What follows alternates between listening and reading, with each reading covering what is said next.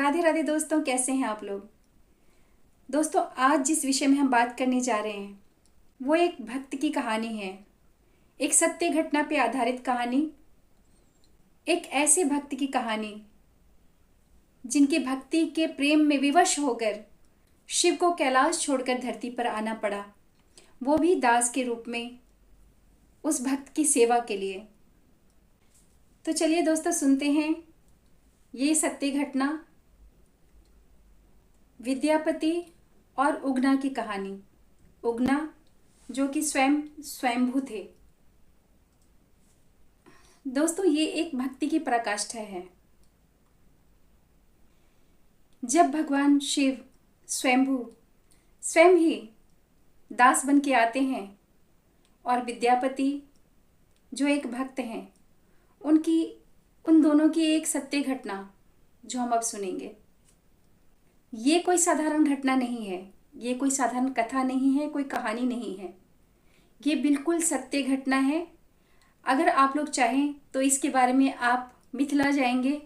मिथिला जो कि बिहार, अब बिहार कहा जाता है, वो मिथिला जाएंगे तो आपको ये सारी कहानी सुनने को मिल जाएगी और विद्यापति जी की कुछ बुक्स भी मिल जाएंगी आपको।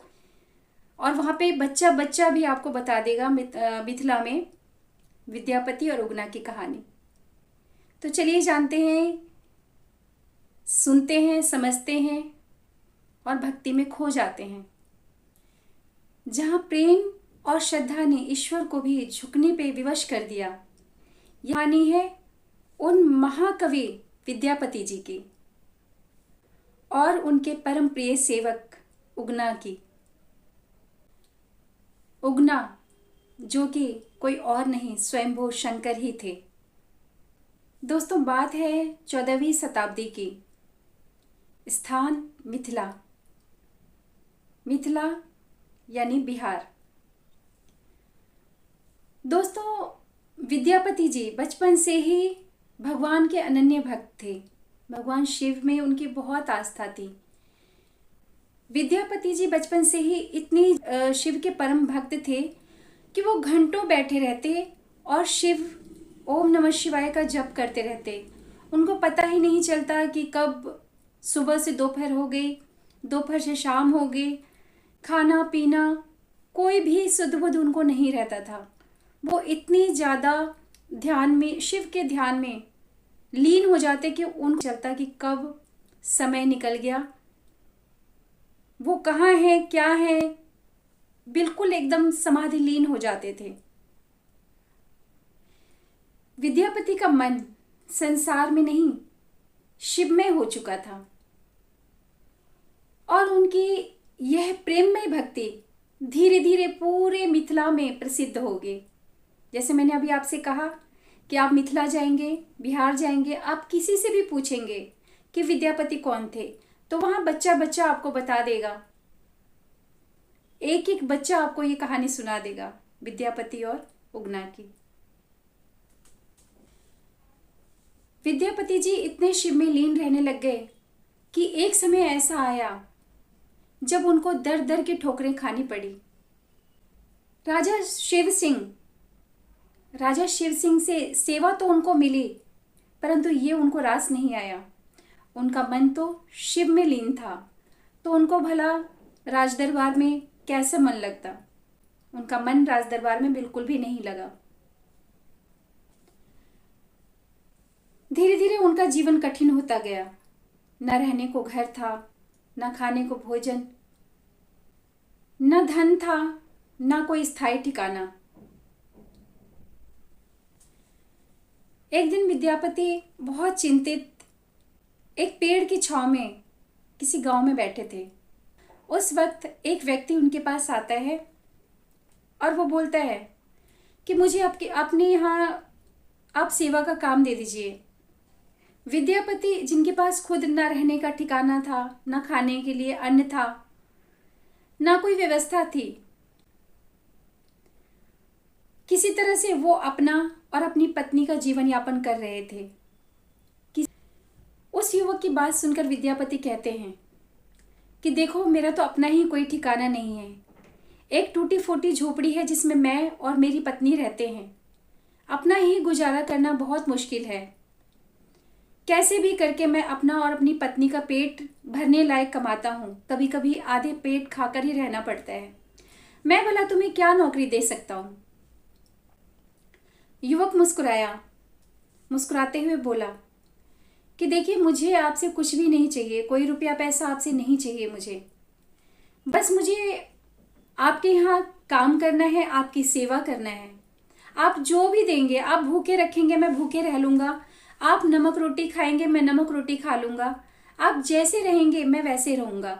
जैसे आपकी और आपकी पत्नी का गुजारा चलता है वैसे ही मैं भी आपके साथ रह लूँगा। अगर खाने को नहीं होगा तो कोई बात नहीं, मैं भूखा भी रह लूँगा, पर कृपया करके मुझे अपने साथ लेके चलिए, मैं आपकी सेवा करना चाहता हूँ। दोस्तों, ये सुनकर विद्यापति बहुत आश्चर्यचकित हुए। युवक की तरफ उन्होंने देखा। युवक के चेहरे पे एक बहुत प्यारी मुस्कान, बहुत तेज, जो उन्होंने देखा। तो विद्यापति उनसे बोले, युवक से बोलते हैं कि देखो, तुम इतने अच्छे हो, तुम्हारी वाणी में इतनी मधुरता है, तुम चाहो तो मैं राजा के यहाँ तुम्हें काम दिला सकता हूँ। अगर तुम्हें काम की आवश्यकता है तो तुम चाहो तो मैं तुम्हें राजा के यहाँ लेके चलता हूँ, मैं तुम्हें वहाँ कोई काम दिला दूंगा, तुम चलो मेरे साथ। दोस्तों, पर शिव तो स्वयंभू थे, वो स्वयं आए थे उस युवक के रूप में सेवा करने के लिए अपने भक्त की। तो भला वो कैसे राजा के यहाँ जा सकते थे? वो साधारण युवक तो थे नहीं। तो उन्होंने बोला कि देखो, मुझे सिर्फ आपके यहाँ ही काम करना है, आपकी सेवा करना है, आपकी चाकरी करनी है। आपका हर काम मैं करूँगा, घर में जो भी काम होगा वो मैं करूँगा, बाहर का जो काम होगा वो मैं करूँगा। आप रात में सोएंगे तो आपके चरण दबाऊंगा, आप पूजा करने जाएंगे तो आपकी पूजा की सारी व्यवस्था मैं करूँगा, आपको फूल ला के दूंगा, आपको जल ला के दूंगा, आप जो कहेंगे मैं करूँगा, लेकिन कृपया मुझे अपने पास रख लीजिए, आप अपने साथ मुझे ले चलिए अपने घर। विद्यापति के बहुत समझाने पर जब वो युवक नहीं समझता तो विद्यापति उनसे उनका नाम पूछते हैं, उनके गांव का नाम पूछते हैं, उनके परिवार के बारे में पूछते हैं। तो विद्यापति के पूछने पर वो युवक सिर्फ अपना नाम बताते हैं कि मेरा नाम उगना है, मैं ऐसे ही पहाड़ों पे रहता हूँ, खुले में ही, मेरा भी कोई घर नहीं है, खुले में ही रहता हूँ, ऐसे ही भ्रमण करता रहता हूँ, तो मुझे आप अपने यहाँ रख लीजिए। उसके बाद युवक की बात सुनकर विद्यापति युवक को लेके अपने घर आते हैं। दोस्तों, उस युवक को लेके, उगना को लेके विद्यापति अपने घर पहुंचते हैं। जब घर जाते हैं तो उनकी पत्नी उस युवक को देख के बड़ी बहुत ही क्रोधित होती है और कहती है कि ये कौन है। विद्यापति कहते हैं कि ये अब हमारे साथ रहेंगे और ये हमारे घर का काम करेगा, तुम अगर किसी काम के लिए बोलोगी तो ये वो काम करेगा, और बाहर मेरे साथ भी काम करेगा, मेरे पूजा में मदद करेगा, बाहर जब भी मैं कहीं जाऊंगा तो ये मेरे साथ जाएगा, हमारे घर में ये काम करने के लिए आया है। तो विद्यापति की जो पत्नी होती हैं वो बहुत गुस्सा करती हैं कि हमारा पेट तो भरता नहीं और हम इन्हें कैसे खिलाएंगे, इन्हें क्यों लेके आए, हमारे रहने के लिए तो झोपड़ी नहीं है, टूटी फूटी झोपड़ी है, बारिश आती है तो उसमें हमें भीगना पड़ता है, धूप आती है तो हम धूप छन के हमारे घर में आती है, हमारे पास तो रहने की व्यवस्था नहीं है, हम इन्हें कहाँ रखेंगे। परंतु अपनी पत्नी की बात काट कर विद्यापति कहते हैं कि देखो, जैसे हम रह रहे हैं वैसे ही ये उगना भी हमारे घर में रहेगा, और जो हम खाते हैं वही ये खाएगा, हम आधी रोटी खाएंगे उसी में आधी रोटी ये भी खाएगा, हम नमक रोटी खाएंगे तो ये भी नमक रोटी खाएगा, हम भूखे रहेंगे तो ये भी भूखा रहेगा, लेकिन ये हमारे साथ हमारे घर में ही रहेगा। इस बात से उनकी पत्नी, विद्यापति जी की पत्नी, बड़ी क्रोधित हुई और तुनक कर घर में चली गई। अब विद्यापति, उगना और उनकी पत्नी तीनों उसी घर में रहने लगे। धीरे धीरे उनके घर में सब चीज सरल होती गई।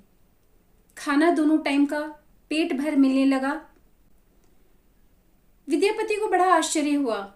मन ही मन सोचने लगे कि जब से उगना आया है तब से ना जाने क्या मेरी किस्मत बदली है या भगवान की कोई ऐसी कृपा हुई है मुझ पर कि सब काम सरल होता जा रहा है। मैं जिस काम को सोचता हूँ वो काम हो जाता है।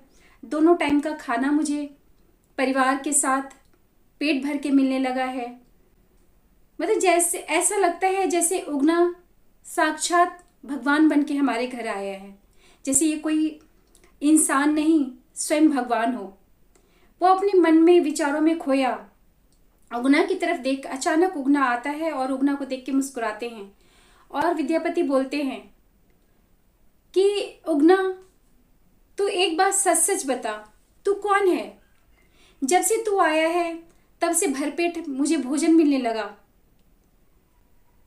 परिवार का पेट मैं अच्छे से चला पा रहा हूँ, सब कुछ सरल होता जा रहा है। जीवन ऐसे लगता है जैसे कोई परेशानी ही नहीं रही हो, कोई चिंता ही नहीं रही हो। मैं अपने आप को इतना हल्का महसूस करता हूँ। तू कौन है? तू सच बता। उगना मुस्कुराता है और बोलता है कि मैं कौन हूँ? मैं तो आपका दास हूँ। मैं तो आपकी सेवा करने आया हूँ। मैं तो ऐसे ही पहाड़ों पे भटका करता था। एक दिन अचानक आपको देखा। आपको देख के मुझे लगा कि नहीं, मुझे आपके साथ ही आपके घर चलना चाहिए आपकी सेवा के लिए। मैं एक साधारण मनुष्य ही हूँ आपकी तरह। बस आप मुझे अच्छे लगे, आपकी सरलता मुझे अच्छी लगी।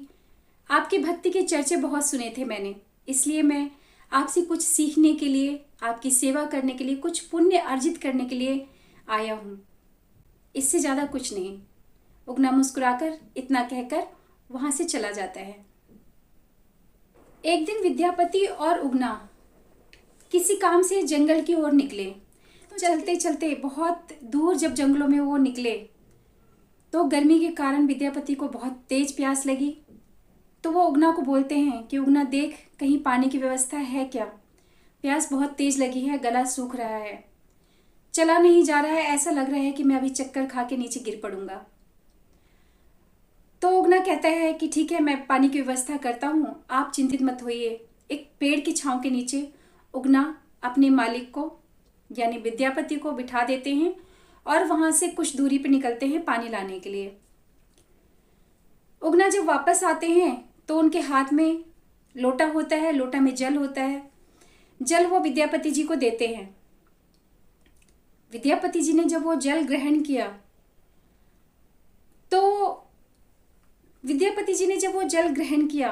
तो उनको समझते देर नहीं लगी कि ये जल साधारण जल नहीं, ये तो गंगा जल है। विद्यापति जल पी के उगना की तरफ देखते हैं, कहते हैं उगना तू कौन है बता, यहाँ गंगा जी कहाँ से आई? इस लोटे में गंगा जल है, जो मैंने अभी जल पिया वो साधारण जल नहीं है, ये जल गंगा जल है। तू कौन है? तू आज सच्चाई बता, तू कौन है? गंगा जल कहाँ से लाया? जब विद्यापति बहुत जिद करने लगे तो उगना ने मुस्कुराकर अपना रूप, जो उनका असली रूप था स्वयंभू शिव शंकर का, वो रूप धारण किया। वो रूप देखते ही विद्यापति भोलेनाथ के चरणों में गिर पड़े और रोने लगे कि प्रभु, इतने दिन से आप मेरी सेवा कर रहे थे, आप मेरे चरण दबा रहे थे, आप नौकरों जैसा वार्ताव कर रहे थे, जिसके लिए मैं इतना तड़पा, इतना तड़प के मैं पागल हुआ बचपन से ही। और मेरी एक इच्छा थी कि मैं आपको देखूं, और आप मुझे आए तो एक दास के रूप में आके आपने मेरी सेवा की। मैंने कितना बड़ा पाप किया, आपने मेरे चरण छुए। विद्यापति उनके चरणों में गिर जाते हैं और रो रो के उनका बहुत बुरा हाल हो जाता है। दोस्तों, उगना विद्यापति को उठाते हैं और कहते हैं कि देख विद्यापति, मैं प्रेम से विवश होकर तेरे पास तेरी सेवा करने के लिए आया हूँ और मैं तेरे साथ ही रहूँगा। लेकिन तुझे एक वादा तो करना पड़ेगा कि तूने आज जो मेरा रूप देखा है, तो आज जो जाना है कि मैं कौन हूं, ये तू किसी को नहीं बताएगा। अगर तूने जिस दिन ये बताया कि मैं कौन हूं किसी को भी, उसी दिन मैं तेरे पास से चला जाऊंगा। उगना रोता है, हाथ जोड़ता है और कहता है, प्रभु आप हमेशा मेरे साथ रहिए, मैं किसी को ये बात नहीं बताऊंगा कि आप कौन हैं। और विद्यापति इतने खुश होते हैं कि उनकी खुशी का ठिकाना नहीं होता।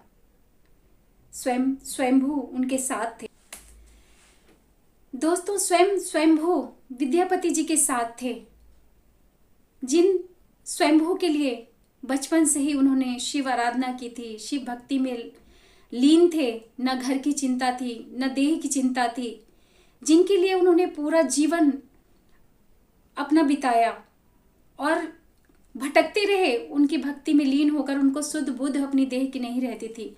वो शिव जब उनको मिले तो दास बनकर मिले। ये इस चीज़ की ग्लानि भी उनको थी कि मैंने प्रभु से सेवा करवाई, उनसे अपना काम करवाया, उनको आज्ञा दी कि उगना ये कर, उगना वो कर, उगना ये कर।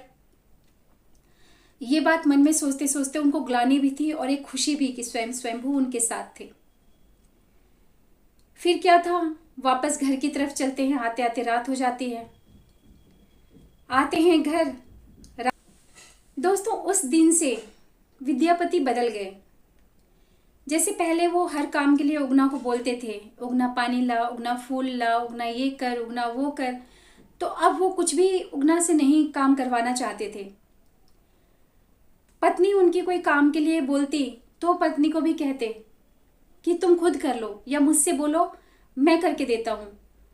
उनकी पत्नी को बहुत गुस्सा आता था कि पता नहीं, ना जाने इस उगना ने क्या जादू कर दिया है, जब देखो तो उगना उगना उगना करते रहते हैं। अब तो उसे किसी काम के लिए भी नहीं बोलते, उसको इतना सर पे चढ़ा लिया है कि पता नहीं इनको क्या हो गया है। ना किसी काम को करने देते हैं कि मैं कर लेता हूँ, मैं बोलती हूँ तो मुझे भी नहीं करवाने देते। यानी उगना को किसी काम के लिए नहीं बोलते थे। तो इस बात से उनकी पत्नी बहुत ही नाराज थी कि ना जाने उगना ने क्या जादू कर दिया है। इस बात से क्रोधित होकर एक दिन उनकी पत्नी खाना बना रही होती है, तो वो उगना से किसी चीज के लिए बोलती है, लाने के लिए। तो विद्यापति नाराज हो जाते हैं और बोलते हैं कि मैंने कितनी बार बोला कि कोई काम हो तो मुझसे बोलो, उगना को क्यों बोलते हो तुम। पत्नी का दिमाग वैसे ही खराब पहले से भी था। वो चूल्हे की लकड़ी निकालती हैं, जलती हुई चूल्हे की लकड़ी निकाल के उगना को मारने के लिए उसके पीछे भागती हैं कि आज मैं तुझे छोड़ूंगी नहीं, ना इस घर में तू रहेगा और ना उगना उगना ये करते रहेंगे।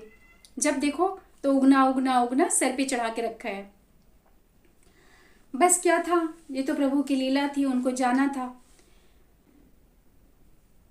जैसे ही उनकी पत्नी उगना को मारने के लिए लकड़ी उठाती है, जलती हुई लकड़ी, तो विद्यापति चिल्ला उठते हैं कि रे पापिन, तू जानती है कि तू क्या कर रही है? ये कौन है? तू जानती भी है भला? ये साक्षात स्वयंभू हैं, जिनकी बचपन से ही मैंने आराधना की है, जिनके लिए मैं इतना तड़पा हूँ। ये वही साक्षात शिव मेरे घर दास बनके, नौकर बनके रह रहे हैं। बस इतना कहना था और शिव मुस्कुराए, विद्यापति की तरफ देखे और उन्होंने बोला कि तुमने आज अपना वचन तोड़ा। मैंने तुमसे वचन लिया था कि तुम ये बात किसी से नहीं बोलोगे कि मैं कौन हूँ, और जिस दिन तुम बोलोगे उस दिन मैं चला जाऊंगा।